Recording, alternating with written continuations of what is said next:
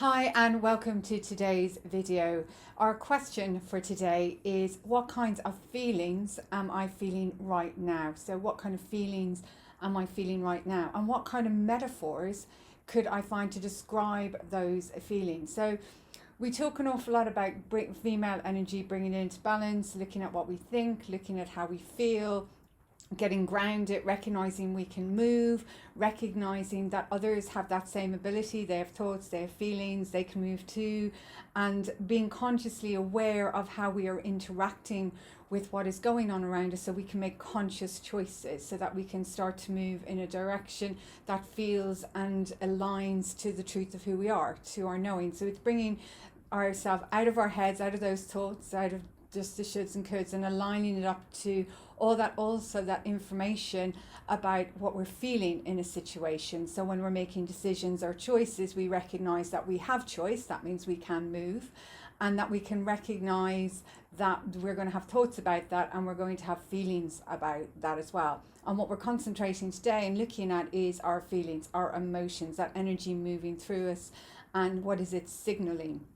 And it's really important because we can sometimes step over our feelings, so suppress them and step over them in situations, because we think about something, we have thoughts about it, or we've been programmed to have certain ideas about what we should be doing or could be doing, rather than bringing into balance how we actually really feel and what our true inner knowing is about how we want to move and what choices we want to make, and be consciously aware of what's going on around us, so that we can consciously make decisions that are going to be in the best interest of our well-being. And well-being is about having a physically, mentally, emotionally, spiritually, family good life, so we can really enjoy our journey. And so this is looking at how we can incorporate those feelings. As one, I always love when one of my classmates once said, feelings are a spectrum like a rainbow, and it's tapping into all of what those feelings mean. And we can be very good at being just in the middle of those feelings, sometimes being over happy or over joyous. We can be nervous and pull it back in, or we can suppress and ignore feelings such as anger, frustration, for a variety of reasons. But they all have information about how we want to move in the world, and that comes in through our body. So a metaphor is very much a figure of speech, and this is used to make comparisons between two things that don't look alike, that aren't alike. So our thoughts are not like our feelings, but they do have something in common, and that is us. They make up who we are, they make up how we move in the world. So they're not alike. Our thoughts come from a part of our brain, a small part of our brain that is made up of many egos, so it actually takes over a lot more room than necessary, and only one small part of the brain, only 5% of what we know is in our conscious awareness, 95% of that is hidden. And our feelings really move through our body. They're the effects or the signals about how we move through. And examples of a metaphor could be, life is a highway. Mine is life is a journey, not the destination. And also, as Van Gogh said, conscience is man's compass. So it's about bringing those two into alignment and looking at your true north, looking at your true authentic self, and in what way do you want to move, because this is all about nurturing ourselves. I very much believe that energy is love, that we move through the world in love. And so it's learning to meet our needs for love. It's learning to meet our own relationship with ourselves, while being conscious about what is going on with people around us. So having that need to feel love, appreciated, is what will happen, and how we will act in relationships, and what we're looking to act in relationships in a way that is going to support our best well-being, so that we can recognize our challenges, recognize our choices, and make choices and overcome challenges that are going to help us and support us to learn and grow. So it's recognizing the differences as well between our thoughts and our feelings, and being curious about where they may be mismatched, and what that information is actually telling us, and which is our compass. Where does it line up to point us in our true north. So my invitation today is for the Just Stop lesson, which is to take a pause, to come in, watch what you're thinking, watch what you're feeling, work with intention. I'm running the masterclass this evening again about intention. If you'd like to join, it's at 6 o'clock. I'll put the link below. And it's about, tapping into taking some time to build that awareness of our thoughts, our feelings, and how we are moving towards our intentions while being consciously aware of what is going on around us.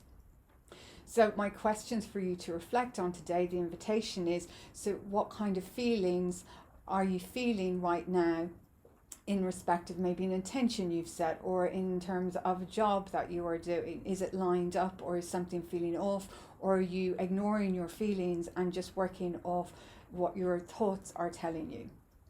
And what kind of metaphors can you find and use to describe in your life to start to embrace more nurturing in yourself, more love for yourself, more gathering up the need to feel appreciated about your journey? So a few that I've picked around love is a journey, love is a fluid container, love is a garden, so that we can start to plant seeds of what we want to see in our life that's going to bring us heightened awareness of who we are, get us grounded, be able to interact with what's going on around us while making conscious those decisions, and not ignoring all of who we are, not ignoring anything that is of vital information.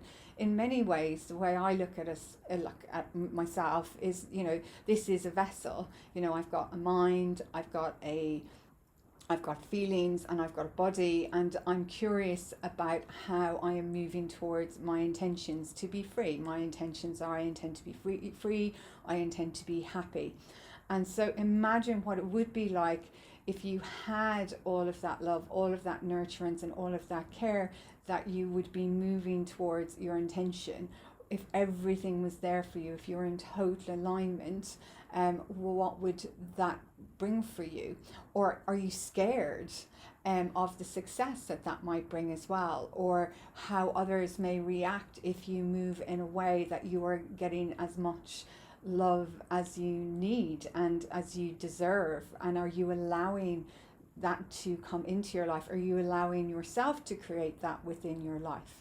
So tap into your feelings today, tap into those metaphors, look at where there are imbalances between aspects of your mind, your heart, and your body, and what is that information telling you, and what choices do you have from that so that you can move forward, and where are you really opening up to the opportunity to really have supportive well-being. And if you're finding yourself being closed off from the opportunity to let love flow into your life, be curious about why.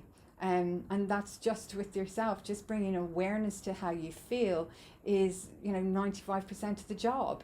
To be able to start to change your story, to start to shift your perspective, and start to look at other ways of wanting to open up that space to learn to meet your needs, and by learning to meet your needs, being able to learn to meet the needs for love in other important relationships within your life, or recognizing that you may deserve better, and you're going to start to take time to understand what the benefit would be for you to look at alternatives in the way that you might be approaching your creative projects, your business, etc. It's just about recognizing your differences and not trying to control any aspect of what it is before you. It's just taking an observation. Stories are psychologically powerful. That's what inspires us, motivates us to move. They can also be destructive, because negative stories can spiral downwards, which can start to make us feel we're lacking confidence, that we're stuck, that we don't have any choice within the arrangements that we are facing. Whereas when we start to take a step back and start to look at the bigger picture, we can start to create a different story and start to open other doors of opportunity, so that we can create a story that is going to inspire us, it's going to motivate us, and we will seek out other individuals that will resonate with that, so that we'll feel good, and that it feels that we are in flow, and that when challenges arise, we feel that we can start to surf the waves instead of to crash into the bottom of them. So that's all I've got for you today. Remember, the first person one leads is oneself, mind, body and spirit. I'm Viv Bannigan. I'm the owner of Granuaile Limited. Granuaile is a bespoke training and mentoring company based here in the heart of London, and I help creative and entrepreneurial women who feel a lack of confidence, overwhelmed, confused about the next step in their journey. I help them understand their personal landscape and start to create a vision for their future, taking back the control, the reins of their journey to move forward with confidence. And we do that through our key framework, the MAP, working through mastery, action and passion.